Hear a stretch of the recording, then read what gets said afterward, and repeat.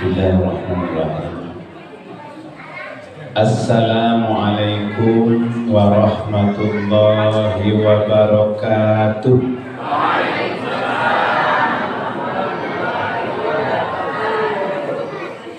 Alhamdulillahilladzi arsala rasulahu bil huda wa dinil haqq liyuzhirahu 'ala dini kulli walau karihal musyrikun. Asyhadu an la ilaha illallah wahdahu la syarikalah wa asyhadu anna Muhammadan abduhu wa rasuluh la nabiyya ba'dah. Yang sama-sama kita hormati Bapak Ketua Pengurus Masjid Raudhatul Jannah beserta pengurus yang lain, yang kami hormati, kita muliakan Bapak Pargaisara Imam Khatib Bilal, yang sama-sama kita hormati Bapak PJ Sekda. Kenapa saya letak belakang yang hormatnya? Karena ini warga situ. Selamat untuk beliau menjalankan amanah yang lebih tinggi lagi. Mudah-mudahan Allah senantiasa memberikan bimbingan dan memberikan petunjuk dalam melaksanakan amanah tersebut. Yang kami hormati bapak-bapak, ibu-ibu dari beberapa masjid, termasuk di majelis duha dan yang hadir, anak-anak kami di bawah bimbingan ustazah. Syukur alhamdulillah malam hari ini kita dapat bermuajahah, bersilaturahmi dalam rangka memperingati peristiwa Isra wal Mi'raj Nabi besar Muhammad sallallahu alaihi wasallam. Mudah-mudahan kehadiran kita semua dicatat Allah sebagai amal ibadah dengan balasan pahala yang berlipat ganda. Amin ya rabbal alamin. Salawat beriring salam kita kirimkan kepada arwah junjungan kita Nabi besar Muhammad sallallahu alaihi wasallam beserta para sahabat dan keluarganya dengan ucapan Allahumma shalli ala sayyidina Muhammad wa ala ali sayyidina Muhammad. Depan Bapak Ketua RT. Nanti tadi aku sebut kemudian nampak. Ibu bapak yang berbahagia, peristiwa Isra Mi'raj Nabi besar Muhammad sallallahu alaihi wasallam hanya bisa diterima dengan iman. Peristiwa Isra Mi'raj hanya bisa diterima dengan iman. Kenapa? Kalau dengan akal pasti tidak masuk akal. Nabi Muhammad diperjalankan setelah sholat Isya, tetapi sebelum subuh sudah balik. Maka ketika beliau pulang dari Mi'raj di Masjidil Haram, bertemu dengan dua orang Abu Jahal dan Abu Lahab. Abu yang lain belum datang. Salah satu Abu menanyakan, wahai Muhammad, engkau dari mana? Saya habis menghadap Allah di Sidratil Muntaha. Mereka mengatakan Muhammad itu sinting, gila. Kenapa? Tidak mungkin kau berjalan berangkat sudah Isya, sudah balik pula itu sebelum subuh. Maka Abu berdua ini menemui Abu Bakar yang ketiga, Abu yang ketiga. Abu Bakar sampai itu, wahai Abu Bakar, ada apa? Itu tengok ponaan kamu tuh, lah kenal, lah sinting. Masa berjalan sudah Isya, sebelum subuh lah balik sampai ke Sidratul Muntaha, langit yang ketujuh. Apa jawab Abu Bakar? Waktu itu belum ada gelar sidiknya, Pak. Ya. Kalau memang Muhammad mengatakan bahwa dia menghadap Allah dengan Isra Mi'rajnya, maka saya jangankan 100%, 1000% pun saya percaya. Untuk itu kamu jangan macam-macam, aku pancung leher kau. Maka sejak itulah Abu Bakar itu digelar dengan Siddiq, Abu Bakar Siddiq. Kenapa? Dia yang membenarkan peristiwa Isra Mi'raj yang pertama. Adik-adik akan Bapak tanya nanti habis ini. Nanti saya kasih hadiah, walaupun tidak besar. Nih. Jadi yang pertama membenarkan peristiwa Isra Mi'raj itu adalah Abu Bakar Siddiq. Kenapa? Yang tidak percaya dia hitung dengan akal. Tetapi lihat konteks ayat, a'udzubillahi minasyaitonirrajim, bismillahirrahmanirrahim. Subhanallazi asra. Maha suci Allah yang telah memperjalankan. Berarti diperjalankan. Saya 4 hari kok menyampaikan dakwah sampai ke Merosebulu. Saya diperjalankan, bukan berjalan. Apa yang memperjalankan saya? Mobil. Apalagi hamba Allah. Maka kita wajib percaya karena yang memperjalankannya Allah, bukannya berjalan dewe. Berkaitan dengan itu, kenapa Nabi Muhammad di Isra Mi'rajkan? Karena Nabi Muhammad menerima perintah sholat itu berbeda dengan perintah-perintah ibadah yang lain. Bapak Ibu, perintah sholat Allah cuma menurunkan ayat. A'udzubillahi minasyaitonirrajim. Bismillahirrahmanirrahim. Ya ayyuhalladzina amanu kutiba alaikumusiyam. Hai orang-orang yang beriman, diwajibkan kepadamu berpuasa. Itu pun orang-orang yang beriman. Maka jangan heran ketika bapak-bapak, ibu-ibu bulan puasa Ramadan pergi ke pasar hari Kamis, itu banyak ketemu. Biasanya kalau di luar bulan Ramadan layarnya di bawah, kalau bulan Ramadan layarnya naik. Kaki yang nampak. Karena kaki orang tidak kenal. Apa kaki Bustomi, apa kaki Pak Rambe. Itulah akal orang yang tidak ada beriman. Padahal di bulan Ramadan, di luar bulan Ramadan, yang ditutup bawah. Orang nak makan lontong, makan mie, makan apa, tutup doang. Tetapi bulan Ramadan tidak. Kenapa? Karena malunya cuma kepada manusia, bukan kepada Allah. Tuh. Jadi puasa diwajibkan kepada orang yang beriman. Kemudian apa yang diperintahkan Allah untuk haji? Allah menurunkan ayat, walillahi 'alan nasi hajjul baiti man istata'a ilaihi sabila. Allah merintahkan zakat berdampingan dengan perintah sholat, wa iqamis sholati wa ita'iz zakah. Sedangkan sholat tidak cukup dengan ayat yang diturunkan, tetapi Nabi Muhammad menghadap Allah Subhanahu wa ta'ala untuk menerima perintah sholat. Kenapa harus menghadap? Karena di dalam aktivitas sholat kita, mulai dari takbiratul ihram sampai salam, terkandung perbuatan-perbuatan kita sehari-hari. Satu, maka sholat menjadi indonya ibadah, ukuran ibadah kita yang lain.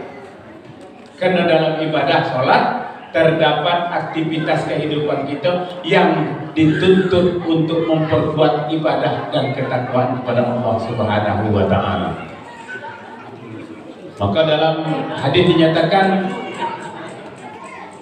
as-salatu imaduddin, salat tiang agama. Faman aqamha faqad aqamadin. Siapa yang mendirikan salat berarti dia menegakkan agama. Wa man tarakaha faqad hadamadin. Siapa yang tidak salat berarti dia meruntuhkan agama. Agama siapa? Agama Islam yang ada di dirinya masing-masing. Kagi lah, kagi. Kaget. Ya, nggak usah. Kagi, nggak ayal situ. Mohon maaf Pak Rafi, saya termasuk pantang sayur kalau saya ceramah ada yang bagi-bagi. Orang pasti nengok yang dibagi. Walaupun Ustaz Somad kita panggil sikau, Ustaz Dasanat sekalipun Adi Hidayat panggil sikau, Zainuddin Emzat waktunya masih hidup, pasti orang ketika ceramah ada yang bagi dia sih. Nah, nerima bagian. Mohon maaf ya. Itu. Walaupun cuma naik putih. Jadi kalau nak baginya tadi atau sembako. Kalau nak bagi itu terserahnya lah. Makan. Yang penting senengnya pantang saya jangan dibagi jemaah itu kerupuk. Karena kalau kerupuknya kerupuk kita dengar lagi video ceramah.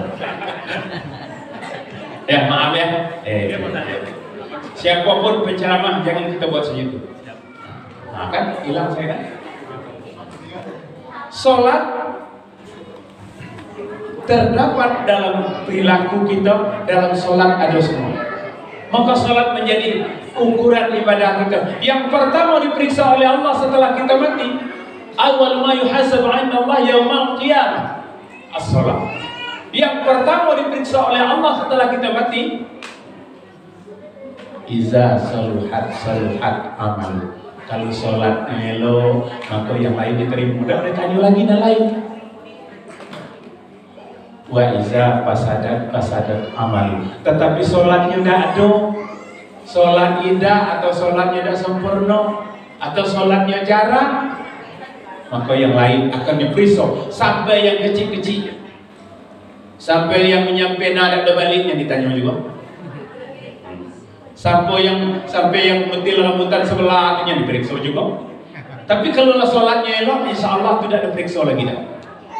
Kenapa? Sholat ukuran perilaku manusia. Di dalam sholat, maka sholat itu ada 3 tingkatan.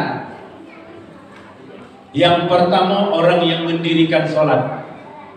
Yang mendirikan sholat sebagaimana amanah ayat Al-Quran. Wa iqamis sholat.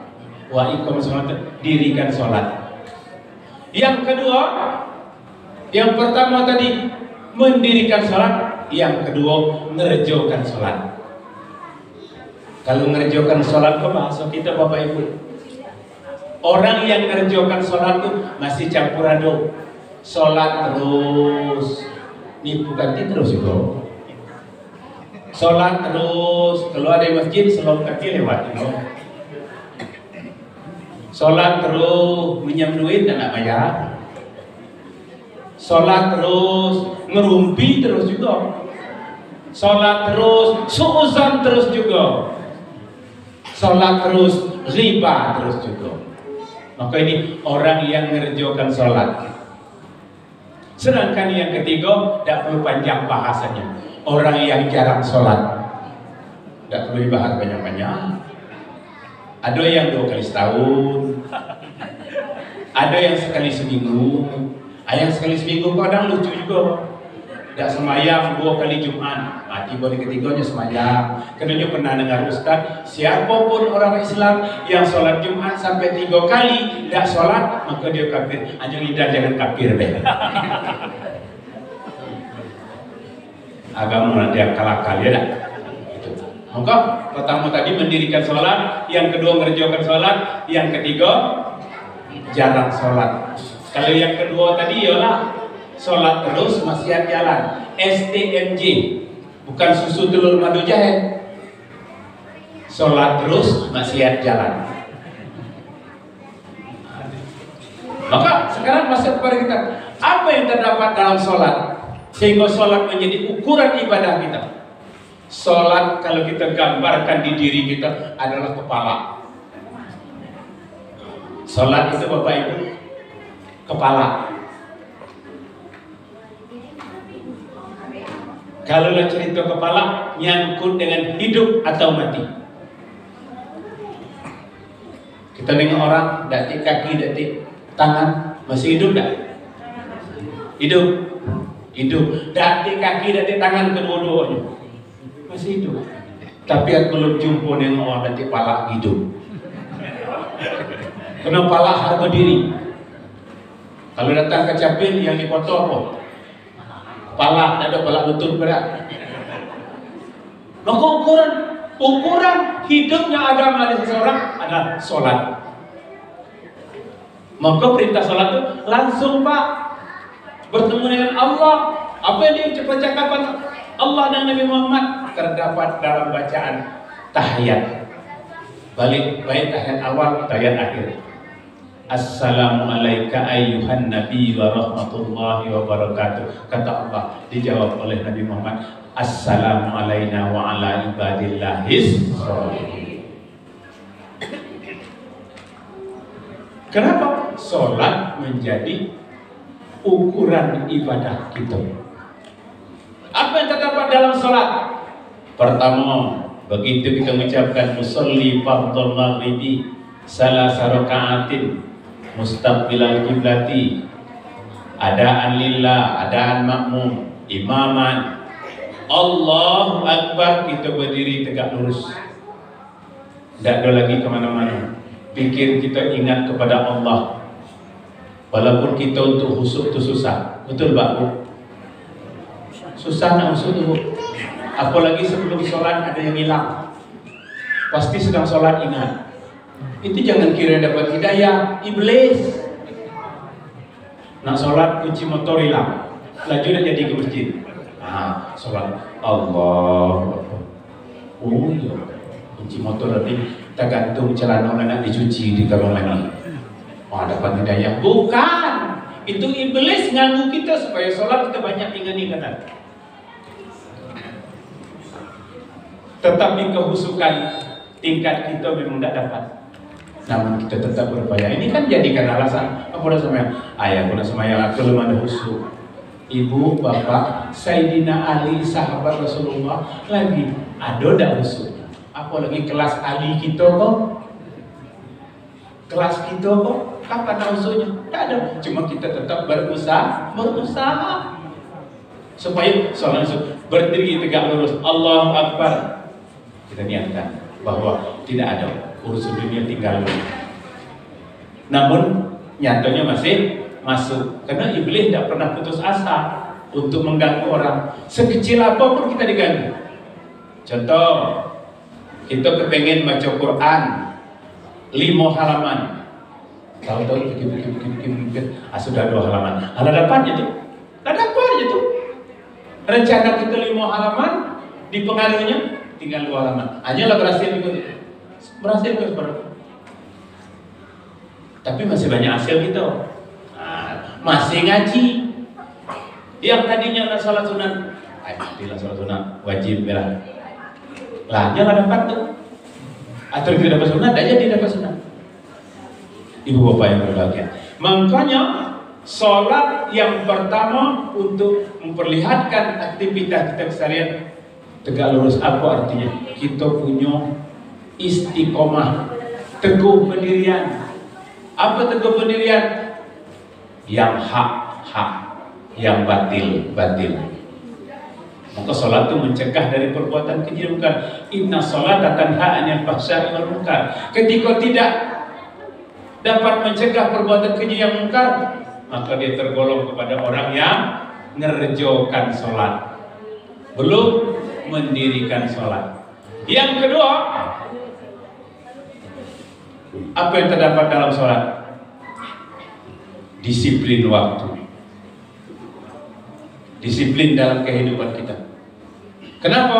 Disiplinnya sudah tahu. Subuh jam 4:55. Dan bisa bilang, ayah aku nak cepat, aku jam 4:30 bayar. Tidak bisa. Waktu asar jam 4:04. Ayahku jam 2:30 nak sholat. Tidak bisa. Kena diajar kita disiplin. Dalam sholat diajarkan kita disiplin.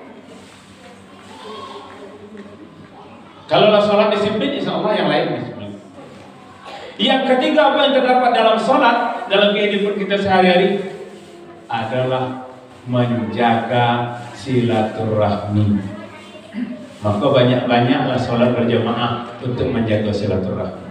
Kenapa di situ? Begitu kita ngangkat takbir, kita tidak ada lagi nengok kiri kanan, tidak ada lagi ngurusin orang, tidak ada lagi ngurus kejelekan orang, tidak ada lagi ngurus kekurangan orang. Allahu Akbar. Ada tidak Bapak Ibu nengok begitu sholat masih merhatiin kaki sebelah? Baju ibu kok agak miring sebelah. Ada. Merhati pula jilbab ibu itu tidak lurus, tidak ada lagi lurus. Pasti nengoknya kemana sholat? Nengok kemana Bu? Kalau kita sholat sejadah, ya salah. Kalau sejadah itu di dinding. Nengok ke tempat sujud yang betul jawabannya. Banyak tadi aku lah 6 hari gua ceramah terus salah kalau jawabnya. Kemana kalau kita sholat tuh ngadapnya? Nengok sajadah apa? Kalau sajadahnya di dinding, nengok ke dinding mesti. Nengok ke tempat sujud. Maka dalam sholat diajarkan silaturahmi. Tidak lagi ngurus kejelekan orang. Apalagi ngurus kejelekan orang, bahaya nih kan? Kita lupa dengan kejelekan kita. Mencari kesalahan orang sementara kesalahan kita ada punya. Apalagi bertetangga. Saya paham, ikut perumahan Pak Bu, rentanian, kadang sebelah banyak rumah ada teguran, cuman gara-gara saya kok beli TV baru, saya kok edah. Lah sudah parah lagi, kadang sengaja nyagil ganti, dibelinya kulkas kedang, letak di teras tuh, dan dimasuk-masuknya. Atau anaknya, oh masukilah, kaget lah biar setan sebelah tengok. Bahayunian. Maka dalam sholat gak ada ngurus itu. Meliprak kursi baru, jati, nak lebaran, sengaja lurun itu pakai mobil yang suara besar, apa dah? Awak sebelah beli kursi, mama awak sebelahnya. Aku tahulah duitnya tadi mana dapat tuh. Maka silaturahmi, karena orang yang memutuskan silaturahmi banyak ruginya. Pertama, doanya tidak dikabulkan Allah. Yang kedua, dia mati tidak dipedulikan oleh Allah.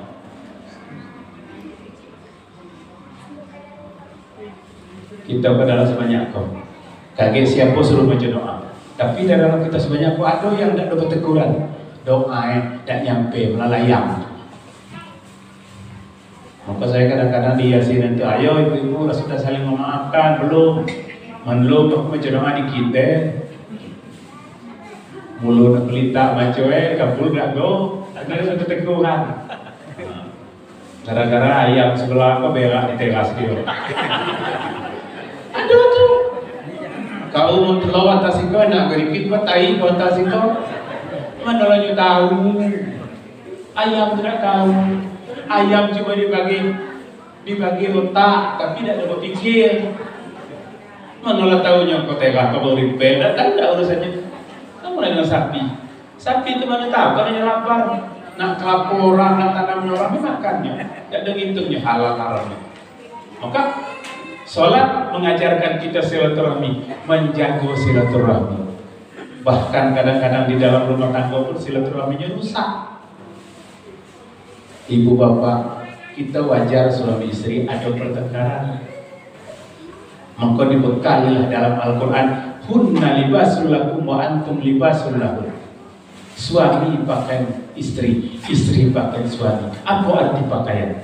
Saling menutupi, saling memahami. Kekurangan istri, suami memahami. Kekurangan suami, istri memahami. Untuk menghindari silaturahmi rusak.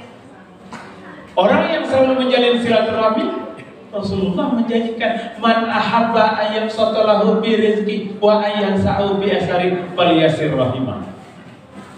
Siapa yang ingin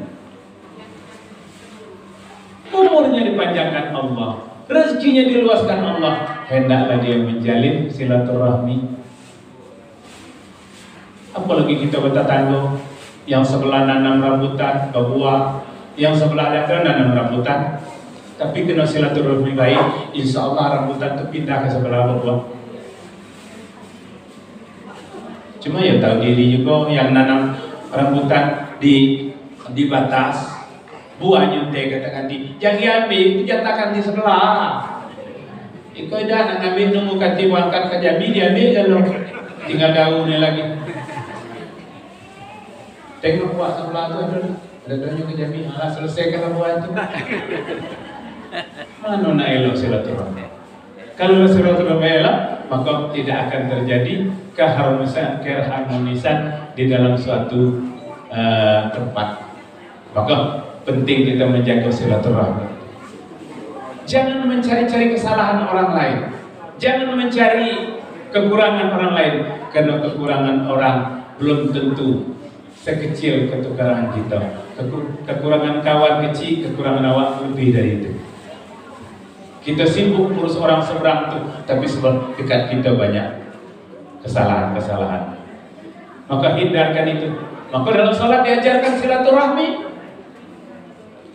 Tidak ada suuzon. Nengok ke lebih kita sudah risik. Kalau bahasanya itu orang beli mobil napasnya orang sesak. Orang yang beli motor dia yang kedemangan. Ini akibat dari suuzon. Kadang pengaruh laki kan itu padahal gaji laki tidak pula banyak, terbanyaknya lah beli itu. Kenapa orang ngurusin orang? Ini silaturahmi kita jaga. Banyak penyebab-penyebab silaturahmi itu menjadi terganggu akibat dari penyakit hati. Karena kita hidup nih ibu bapak punya dua penyakit. Penyakit lahir, penyakit batin. Itulah yang membuat kita silaturahmi kita rusak. Penyakit lahir itu gampang diobati dan yang punya tahu itu penyakit lahir. Pak Bustomi kena penyakit misalnya mah. Saya tahu, orang pun tahu. Apa tandanya? Nya tidak amat makan tepoyak, tidak amat makan jeruk. Tahu orang?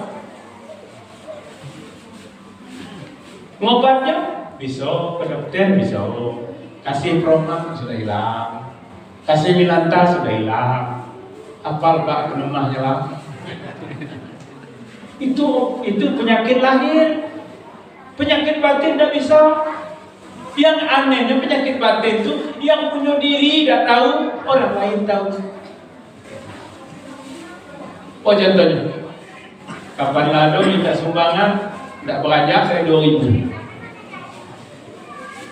Dikata pelitnya marah, tidak beranjak dari 2.000 itu. Tidak tahu dia bisa pelit. Dan juga penyakit batin susah untuk ngobatnya. Kemana nak bawa? Pergi ke dokter, pergi ke perawat pak. Tolong obat pak, aku pelitnya. Tidak bisa coba. Begitu. Maka yang merusak silaturahmi itu penyakit batin. Kalau penyakit lahirnya tidak. Penyakit batin juga, penyakit lahir tidak membuat orang jadi tersiksa di akhirat. Tidak ada orang tiba di akhirat. Kenapa kok suami itu masuk neraka? Hanya itu dulu mah. Tidak ada pengaruh dah. Tapi kalau kenapa itu masuk neraka? Hanya itu galak suuzon dengan orang, fitnah, riba, masuk. Kalau penyakit lahir tidak ada menyebabkan orang masuk neraka. Karena dengan penyakit itu kadang-kadang orang ikhlas, ya Allah, aku terserah kepada kepada Allah, ya Allah, sembuhkanlah ya Allah. Tapi kalau penyakit batin tidak, nak terus. Nah, sudah berapa? Sudah berapa? Nah, catat nak kau. Sudah berapa? Yang terdapat dalam sholat. Ayo, yang HP itu matikan dulu.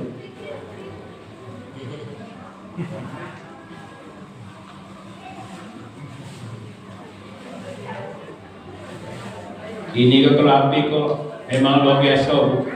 Orang tuanya dan dipeduli lagi. Saya di mana-mana ceramah saya sampaikan itu. Dipanggil orang tua dah bunyi, panggil kedua dah bunyi, pergi ketiga, panggil ketiga nyekak orang tua. Itulah didikan HP sekarang. Karena salah guna. Yang salah kita lah orang tua. Umur setengah lah pakai HP nanti tengoknya. Ya tak? Nak marah-marah kadang aku. Aku di rumah tu macam tu juga dengan menantu aku.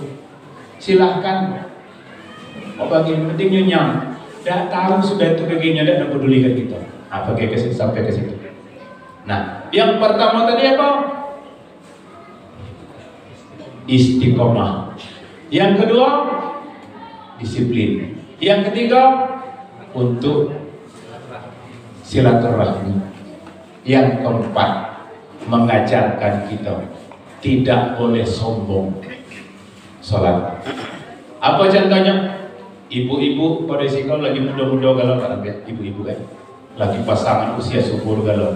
Ada orang tua-tua tu nyanyi itu. Ya, coba tanya nyanyi lah panggilannya. Yang muda-muda, muka gelo, hidung gelo, gigi lengkap, bapak-bapak macam tu kau hidungi mancung. Ya, adalah sesekop dalam meeting kan. Apa meeting tu? Detik gigi. Muka dan elok dan licin, pala masih hitam, belum ada yang putih. Nyatanya, ketika kita ruku, tidak ada urusan. Selurusan dengan tempat keluar kotoran. Tidak. Apalagi sujud, malah rendah pula kepala kita daripada tempat keluar kotoran yang kita pijak-pijak, kita cium. Ini menggambarkan kita tidak boleh sombong. Maka Allah sedang mengingatkan, wala tamsi fil ardi maraha. Jangan kamu berjalan di muka bumi ini dengan congkak dan sombong. Apa yang menyebabkan kita sombong?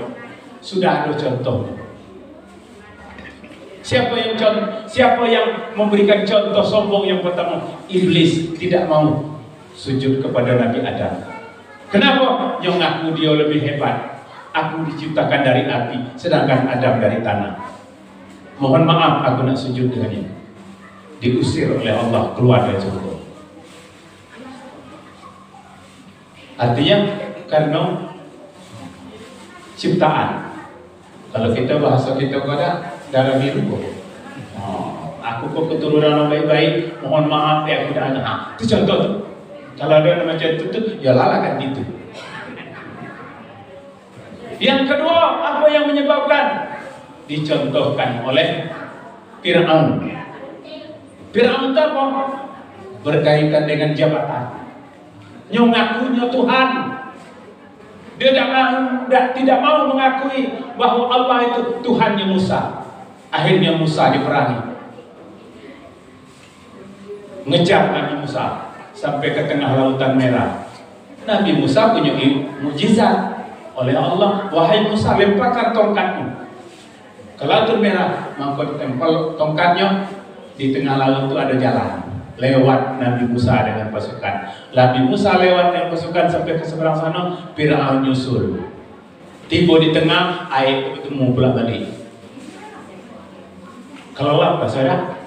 Kelelap lah tengah laut. Baru aku, ya Musa, aku ngakui Tuhanmu Musa. Kata malaikat, dah terlambat coy. Mati. Tenggelam situ. Karena apa? Karena jabatan. Apa jabatannya? Yang ngaku Tuhan. Sudah tiada lagi. Siapa lagi yang sombong? Korun. Kenapa? Karena kekayaan. Sombong. Mawa kunci gudangnya berapa ekor unta. Bawa kunci belum mawa ngisi gudang. Bawa kunci gudangnya unta berpuluh. Maka korun menjadi sombong. Maka kita kalau dapat harta yang mahal, bawa mulai ayo dapat harta karun. Dan dah sampai ke Indonesia harta karun tu menggali sumur jumpa emas, dapat harta karun. Jadi sebutan be. Maka salat mengajarkan kita tidak sombong. Kalau masih sombong, berarti salatnya baru kelas ngerjokan. Tuh. Jadi menyebabkan orang sombong itu pertama ngaku Tuhan, yang kedua kayu, yang ketiga sekok lagi pintar ilmu. Ini kan banyak yang sombong gara-gara tutulit detailnya tidak disebut. Misalnya baca doa, tidak nak baca doa. Pembaca doa oleh Bustami, popularlah kencing, pulang apa? Kau, aku dapat detail tu lama, kau dapat, ya lama lalu, pada lama. Kau nyebut dia tidak sanggup, aku habis duit, habis duit, sombong. Undangan dikirim, dati detail, tidak datang. Tapi kita tidak dolar macam itu, ada? Tidak dolar macam itu. Dengan ilmu. Yang keempat, menyebut orang sombong apa? Ketaatan beribadah. Juga bisa sombong, Pak. Karena tak nak beribadah tadi, jumpa orang yang baca. Tengok tu, tak nak beribadah, belum dapat hidayah modal kita tu. Dapat pula. Habis follow itu. Nah, maka kita tidak boleh sombong. Itu digambarkan oleh Allah Subhanahu wa taala. Dalam sholat digambarkan kita tidak sombong, nyatanya kita ruku dan sujud lebih rendah daripada tempat keluar kotoran. Jadi kalau sudah kita implementasikan dalam sholat dan dalam kehidupan kita, maka apa yang dibuat itu ibadah ketakwaan. Takwa itu kan takut kepada Allah. Takut artinya itu yang dilarang Allah kita tinggalkan, yang diperintah kita kerjakan. Nah, yang kelima, hikmahnya dari dalam sholat dalam kehidupan kita sehari-hari adalah hubungan baik antara pemimpin dengan masyarakat. Maka diajarkan sholat berjamaah. Maka sholat berjamaah, siapa yang ingin jadi pemimpin, jadi imam, harus ada syarat. Yang nak jadi jamaah, tidak perlu syarat. Pak, yang itu pemabuk tuh masuk, asal jangan sedang mabuk Karena kalau yang sedang mabuk kan ada ceritanya. Ada cerita orang sedang mabuk, nyokok pemabuk berat. Tak tahu jam 4 subuh, bertemu dengan Pak Imam, aku di Semayang. Nengok. Kau nak ke mana? Aku nak semayang subuh. Jangan kok, semayang subuh. Sebelum kau masuk, kau ke pemabuk. Aku nak nanya dulu. Berapa rakaat salat subuh? Dijawabnya 4 Pak Imam. Wah mabuk. Sudah balik. Kau masih mabuk, jangan semayang. Pas balik itu ketemu dengan kawan yang sesama mabuk. Wah, di ujung sana ketemu. Kau nak ke mana Jo? Nak mayang apa? Mayang subuh. Kau sebelum jumpa Pak Imam, lebih baik aku tanya dulu. Kau nak sholat apa? Sholat subuh. Berapa rakaat sholat subuh? 2 rakaat. Betul dia jawab. Kau, aku berjawab 4, diusir aku lagi kau 2. Sudah balik. Ada jadi semayang. Akhirnya sesama jadi semayang. Karena sama-sama masih mabuk.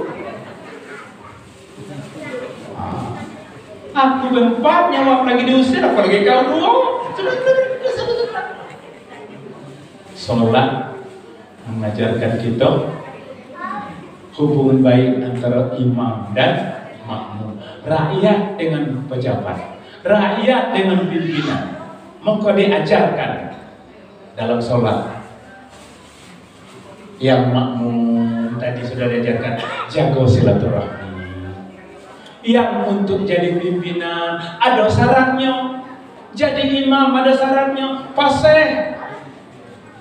Fasih artinya kalau bunyi alarm apa? Kalau bunyi alarm itu kalau lagu bunyi nak segala tuh. Ya, itu syarat. Tapi tengok penumpang gelisah tutup lah. Ayo, memang cakap. Maka saya sampai tadi silaturahmi itu interaksi, ya. Model saya ini, kalau silaturahmi tidak elok lagi, saya tutup. Kenapa?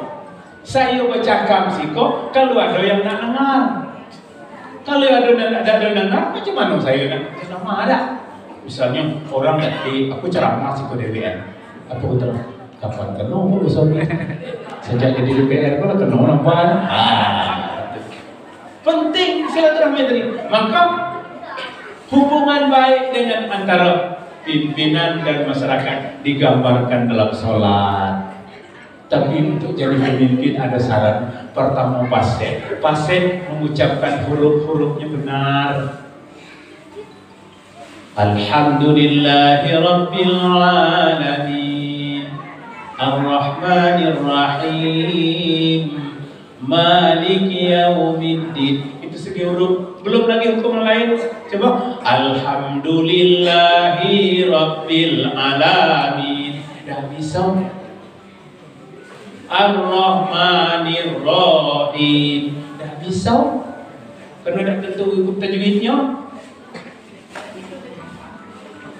Ihdinas syira. Dah bisa. Itu bukan syin, shad. Ghairil maghdubi alaihim waladdallin. Dah bisa.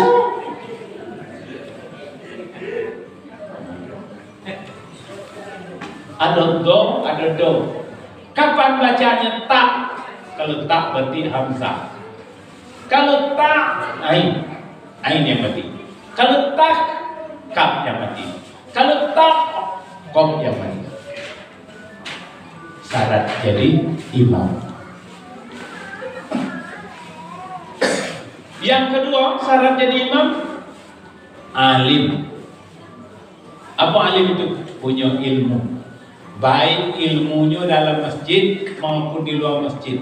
Saya kemarin di Teluk Leban sempat saya nyampaikan, ada imam yang tidak punya ilmu, kata saya.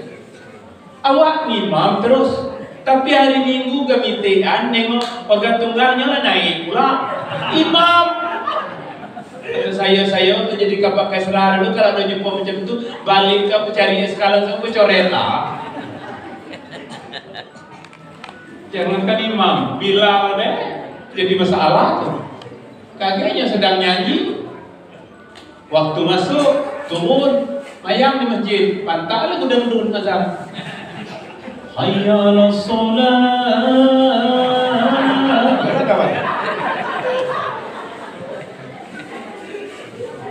Tidak boleh. Maka imam punya ilmu, alim, mampu mempertahankan baik dia sedang sholat, di luar sholat maupun di dalam kehidupan bermasyarakat. Apalagi imam punya ilmu, maka setiap sholat imam disunatkan nengok ke belakang. Nengok ke belakang. Apa gunanya? Supaya tahu makmum mungkin ada yang tua, ada yang punya penyakitan, tegak tak tahan lama. Jangan baca ayat panjang-panjang. Jangan imamnya mentang hafal Quran satu rakaat sejuz. Kan tilam cengkohan di belakang. Masih jumpa lagi. Imam paham itu, maka nengok ke belakang, dilarikan kepada pemimpin. Kalau tadi pemimpinnya apa pasal itu? Pemimpin punya program untuk memajukan suatu tempat, RT ke RW ke camat, bupati, gubernur sampai ke atas. Itu pasehnya pemimpin, pasehnya imam, ucapannya. Orang sengal boleh tidak jadi imam? Boleh. Kalau makmumnya sengal kalau. Alhamdulillahirrahmanirrahim Ar-Rahmanir-Rahim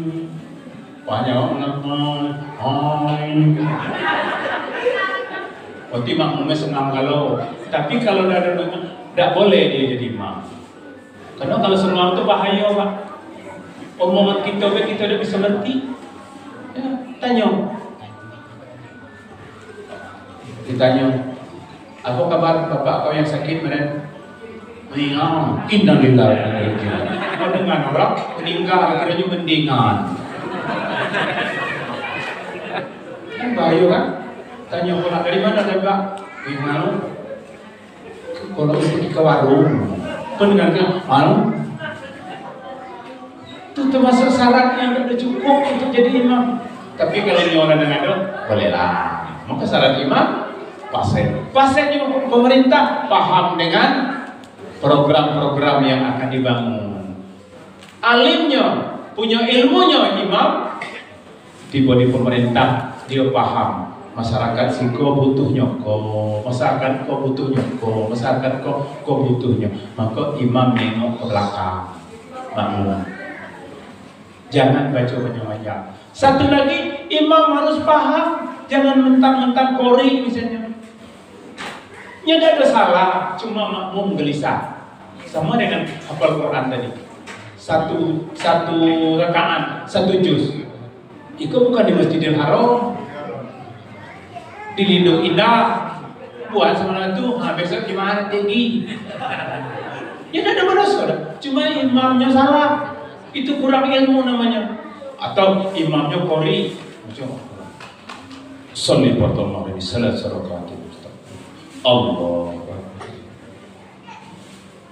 Bismillahirrahmanirrahim. Kata makmum di belakang, kapan sudah ini? Imam lagi MTQ. Bodos, bangkali dah, cuma makmum susah. Apalagi sampai ke ujung. Ghairil maghdubi alaihim waladdallin. Makmum bingung jawabnya, macam mana? Coba kita. Ghairil maghdubi alaihim waladdallin. Jawabnya? Imam aman, makmum aman. Kalau tadi imamnya aman, makmum tidak aman. Nah jawabnya bingung. Macam mana?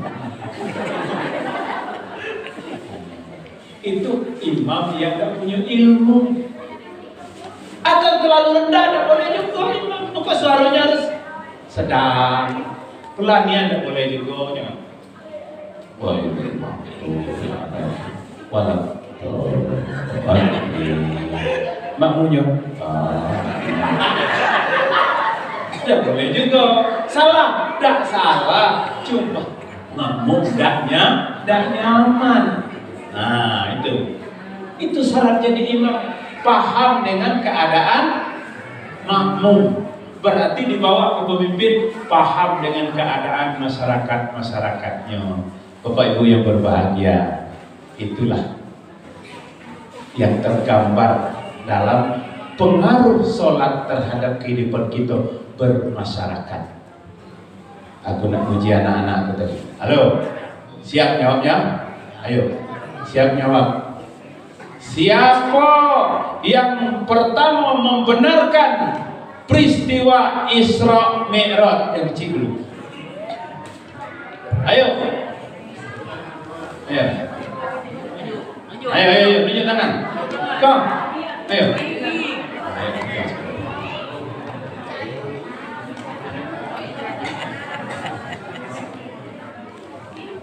Siapa namanya? Bintang. Kejora. Oh, kira bintang. Jauh lagi. Siapa yang pertama membenarkan peristiwa Isra Mi'raj? Abu Bakar As-Siddiq. Wah, Anda beruntung.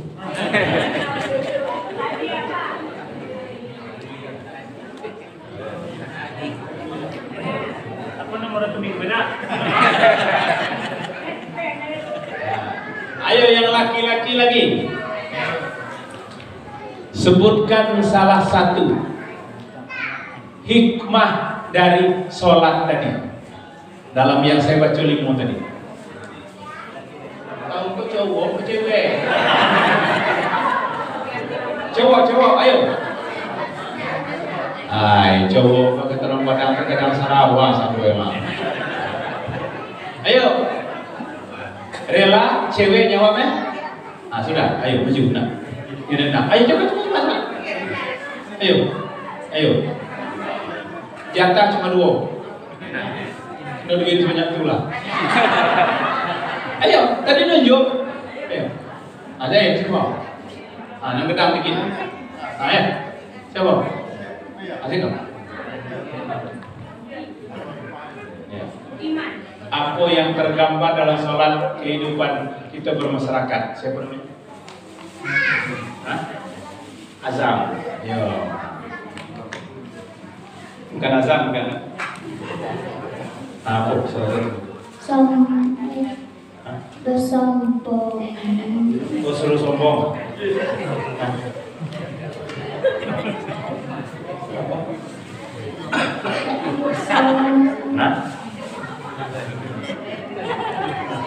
Tidak boleh sombong.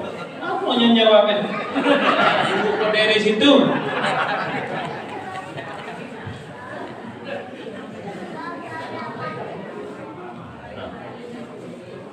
Nah.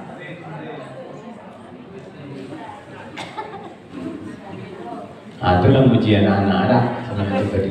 Ada lagi yang nak? Aturan tadi. Ayo, kau sikau. Soalnya di sikau. Ayo. Soalnya di sikau. Ya. Ya. Ayo.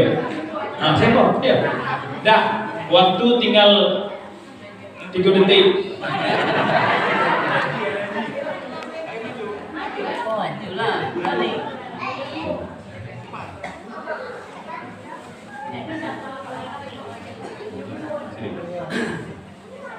Siapa namanya? Oh, dinginnya udah. Anak siapa? Mana ya? Oh, antara ya tinggi kok. Ya. Jadi pertanyaannya, sebutkan kenalan gedang banyak kan? Tidak boleh salah satu salah kalau. Sebutkan sebagian besar pengaruh sholat dalam kehidupan kita sehari-hari. Ya kan berapa tadi? Berapa tadi? Iyalah, kan berapa ekor tadi? 5. Dia sebutkan sebagian besar. Berarti kalau sebagian besar itu harus di atas 3. Bukan, kok Bapak. Ayo. Pertama, apa hikmahnya? Agar dapat menjalani silaturahmi. Biar balik. Ayo, go. Tidak sombong. Wow. Kurang ajar. Betul. Mau dua ada depan Pak. Dapat pahala. Dapat pahala. Pahala jelas. Kalau lagi mau buat apa pahala? Ulang lagi. Silaturahmi, tidak sombong, apa lagi? Disiplin.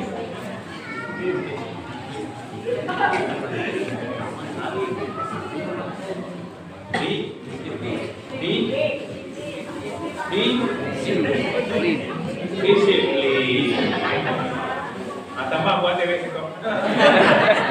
Pak menyelui. Lagi apa?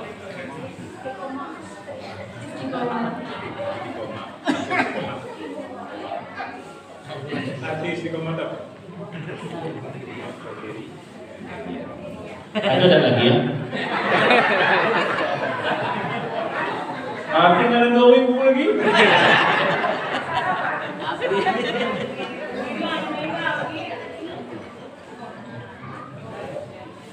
Ibu bapak yang berbahagia, demikian uraian hikmah Isra Mi'raj kita pada malam hari ini. Mudah-mudahan bermanfaat dan kita dapat mempedomani apa-apa hikmah dari pengaruh sholat terhadap kehidupan kita sehari-hari. Terima kasih atas segala perhatian, mohon maaf segala kekurangan. Wassalamualaikum warahmatullahi wabarakatuh.